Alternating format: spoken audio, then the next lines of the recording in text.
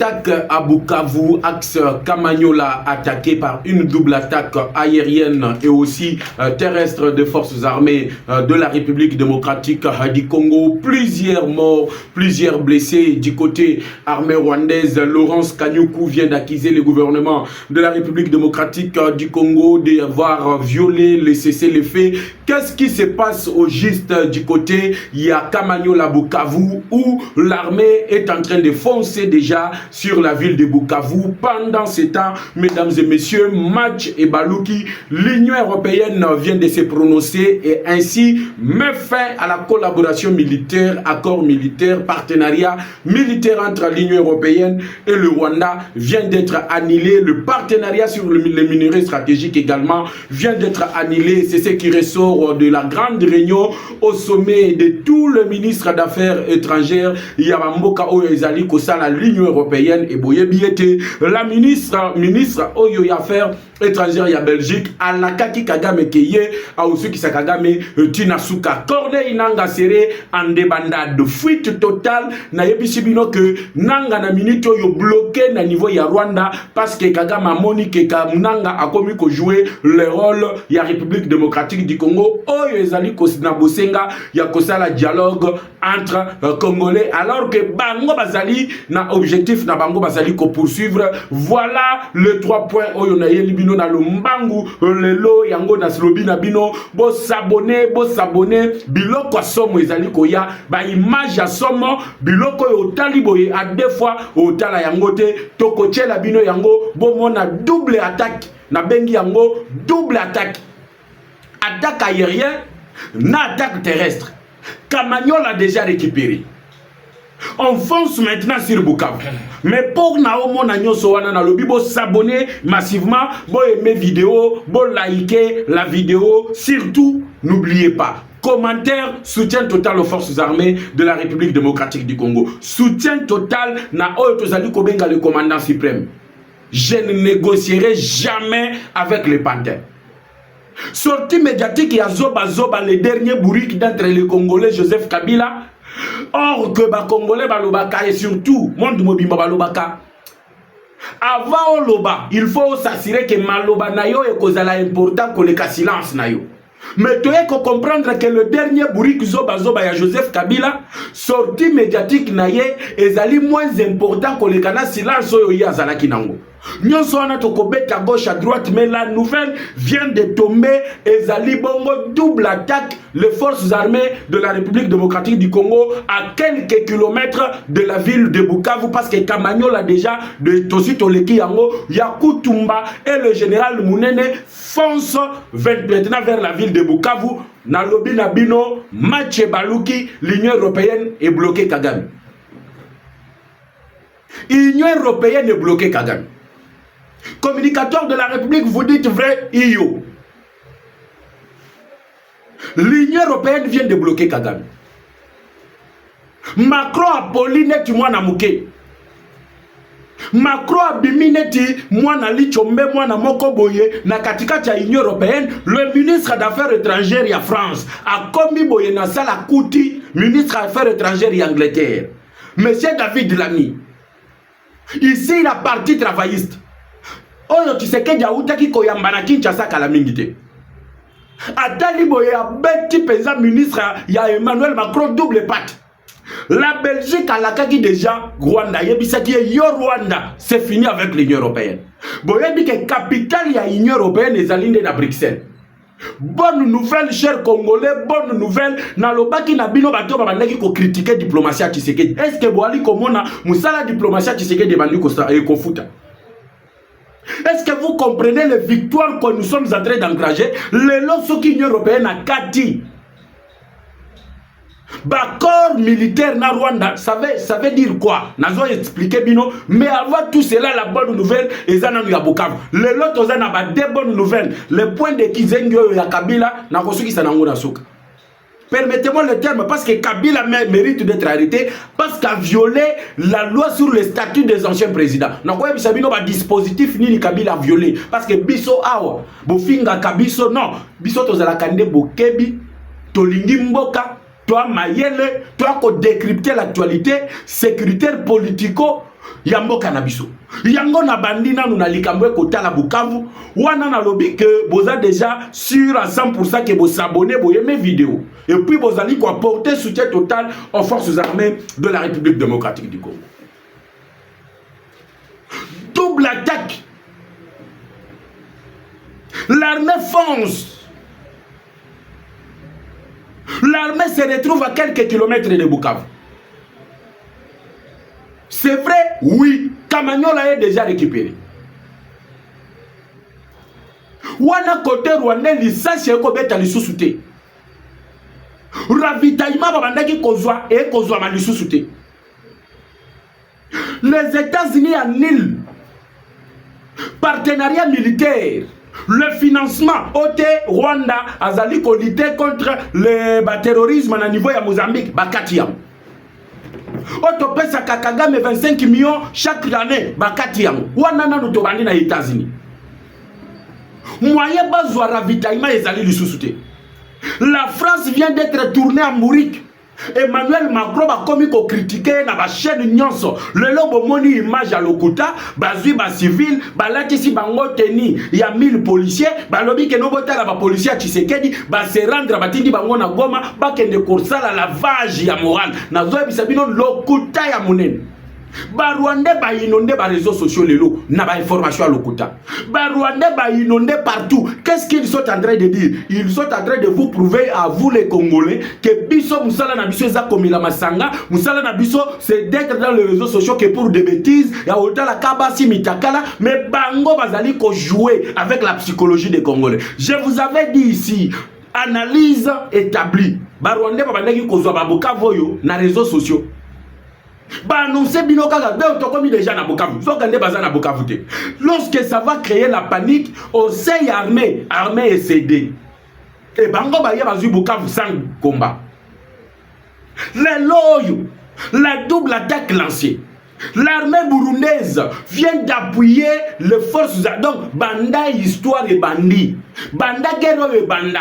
Banda armée burundaise et banda kobundana est. Le Londres va utiliser l'aviation militaire burundaise associée à l'aviation militaire de la République démocratique du Congo. Tout la mouissia zaza. Na batufuru mwetoyo ba s'installaki na axe ya Kamanyola ba salir plus vers Bukavu. L'armée a foncé toko tambola makolo wana armée terrestre ko tambola makolo et ko sala ratissage boyo bazokanga le blessé bazokanga na yebishi bino ba image a somme biloko a somme bozo ko retrouver yango awa parce que to lakaki bino ke toko zala na bino awa timu kolo to beta Kagame to occupé au sein du Rwanda to lakisi que voilà ce que c'est que violer l'intégrité du territoire de notre pays. Faustin Mounene est général Yakutumba. Baye mettre en place une stratégie ensemble avec l'armée burundaise. Boyebi Kendaishimie Azalaki Awana Kinshasa, reçu par le président de la République Félix Antoine Tshisekedi Tshilombo. C'était pour préparer cette offensive. Oyeutu Kosalema dans les après-midi à Lelo. Bien mungu ande bandade. Omoni kamwa mukuse wana. Na ebisa kibino technique comme isiko na nengo nini. Ba drone yo to joui de la part de la Russie. Drone wana to pesi yango musala. C'est identifier les autorités politico-militaires. Il y a Alliance Fleuve Congo, bar M23. Identifier tous les autorités, voire même le gouverneur militaire Yanor Kivu, récemment nommé par Nanga. Tout la moussiazaz, Ali Komonanati. Erar Stobahat, a kokota lisousoute, na bureau ya gouverneur Yanor Kivu. Ba image na bango ezali bien collé na drone. Soki ba monika ka place aza ba betie mbala moko. Bato ba meka ki kosala fête na minembwe na minito na zo bisabino ke mwana na mwana bendana. Chacun est en train de partir de son côté. La frappe vient d'être frappée. Yokana nous frappe vient d'être frappé. Ça veut dire que du côté ya Rwanda, on est en train de dénombrer plusieurs corps, centaines de corps par terre. Centaines de corps par terre. Comme le malheur ne vient pas souvent seul, Monsieur Nanga qui prenait la direction de Kaouzi Biega, parc ya Kaouzi Biega traversé à Keyurwan, Tilelo Nanga Tikala Kozongate. Voilà pourquoi vous allez comprendre, meeting va préparer qui peut être basala. na niveau ya Bukavu ti lelo banila bitingo wana. Boyebi pourquoi? Parce que nanga zali bloqué, arrêté par nan, par monsieur le sanguinaire Kafuru Mwetu Muchopi ya Paul Kagame. Selon les dernières informations, awana kokota na suspension bokati ya ba partenariat ya Union européenne na Rwanda. Au moment où je vous parle, Kagame a koyi AVC. Il est entre la vie et la mort. Akoufa te et kota na bisote. Notre problème, le chef de l'État l'a dit, je vais récupérer Goma, que ce soit par la force, que ce soit par le dialogue. Ne place Kagame a comprendre que sous Kanaye est commis. Sous Kanaye est commis. Yaya Bibembe lali nanse na axe Kamanyola. Tala sikoyo eliko suko ya far de se kotoyo. L'aviation militaire ya auto zali kobenga Burundi de l'autre côté. Yo sikoyo telema bunda. Yo sikoyo telema bunda. Boyebi ke Kamanyola ezanzela we aliko fungolela biso direction ya Bukavu. Or Fatia lobaki na union sacrée. Je vais reprendre Bukavu et Goma, que ce soit par la force, que ce soit par le dialogue ou bien les négociations. Pensa na négociation, ne bomoni pression énorme. Et ça na kacha osalema sur celui que nous appelons les sanguinaires. Lelo M23 zata na makacha obeta les sous cité.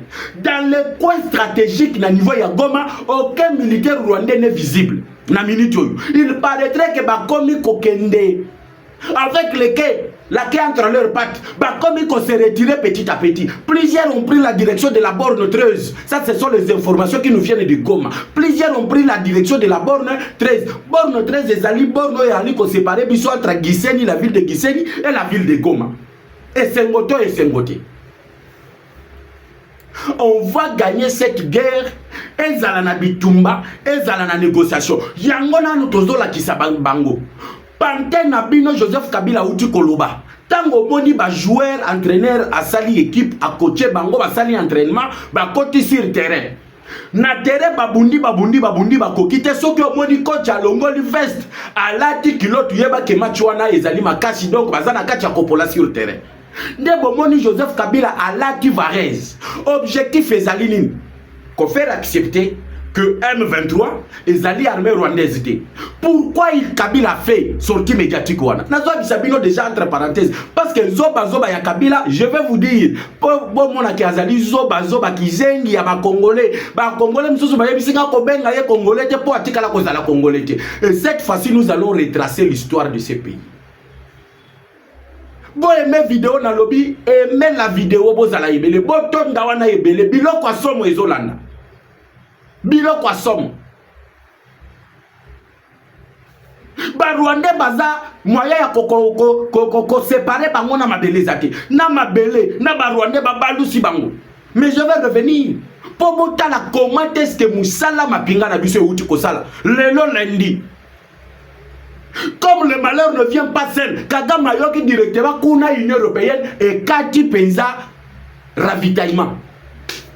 Ba minere tout Kagame azana ngona Kigali. Ekopolela yekuna. Ekopolela yekuna parce que Union européenne a kati.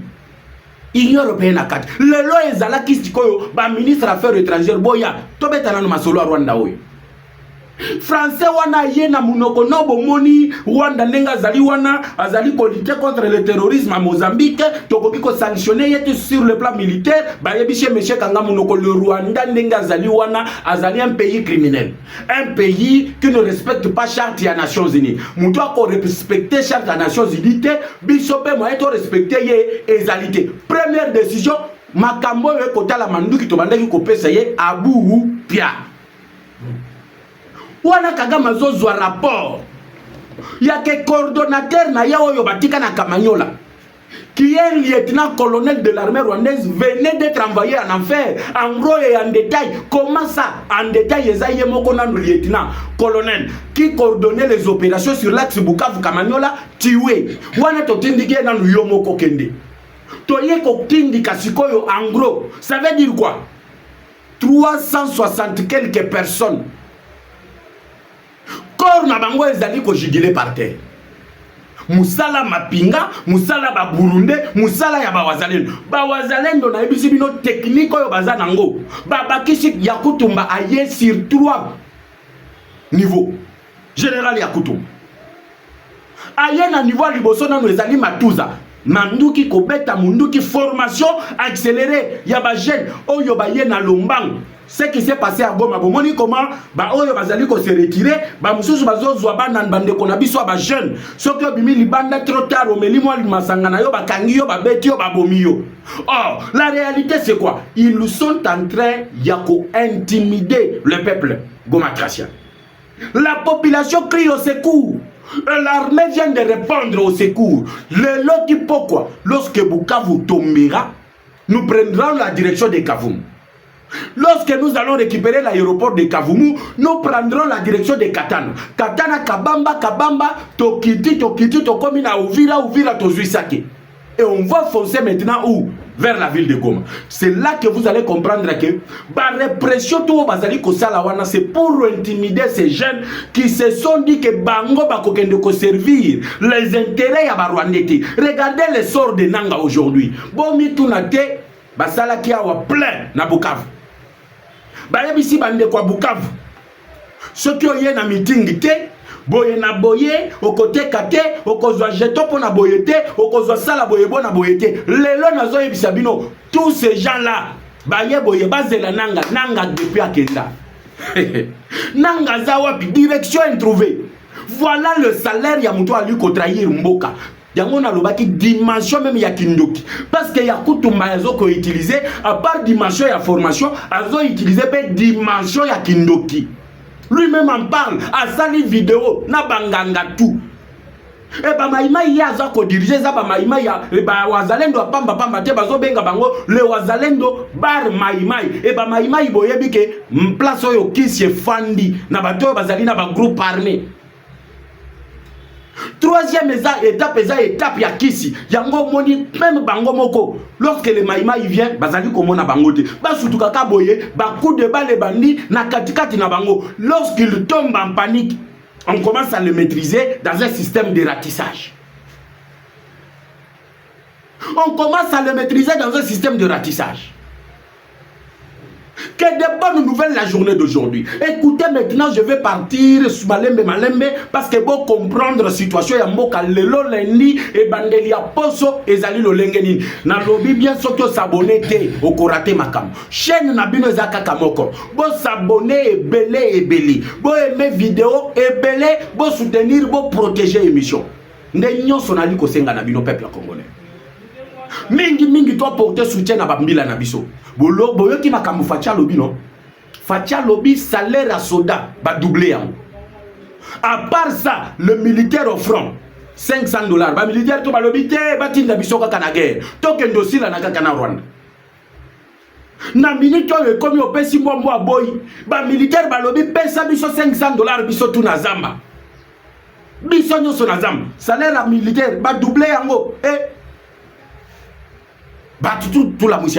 Alors, comme le malheur ne vient pas seul, l'Union européenne vient de dire le Rwanda kozala lisusu na soutien, il y a partenaire à mon côté. Même Turquie, il y a Erdogan, le président turc, baolobi, bangonyoso, balobi, tokoki ko soutenir mboka te, oyali ko respecter aucun droit, qui ne respecte aucune souveraineté d'un pays voisin. C'est là que la victoire diplomatique de Tshisekedi entre en scène. C'est là que beaucoup de gens comprendront que Oyo Tshisekedi a salaki et zalaki pour l'avantage du peuple congolais na ebele na bisonyo surtout. Aujourd'hui ba mususu ba komi ko comprendre que Tshisekedi a zalaki na raison. Que makambo Tshisekedi a baneki koloba yangonde zalaki busolo. Les États-Unis bloquent d'abord leur partenariat. Baké Musika balobi soki situation sur terrain ko changer te, ils vont frapper les Rwandais individuellement en commençant par Paul Kagame en gelant tous les comptes du Rwanda na ba banko ezali na États-Unis d'Amérique. À part nan ko kata relation militaire, à part nan ko boya ko somba ba minéraux na bango parce que les sanctions viennent de tomber et Kagame est en train d'être isolé à sali kutu AVC selon les câbles o epesi biso ba information na Kigali.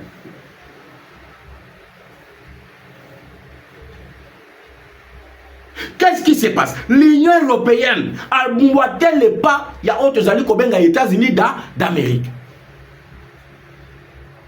L'Union unique appui. Pour na yebisaki bino ke na Union européenne wana ezalaki na batumi balé. Oyo ba memaki Kagame na mapika. C'était l'Angleterre et la France.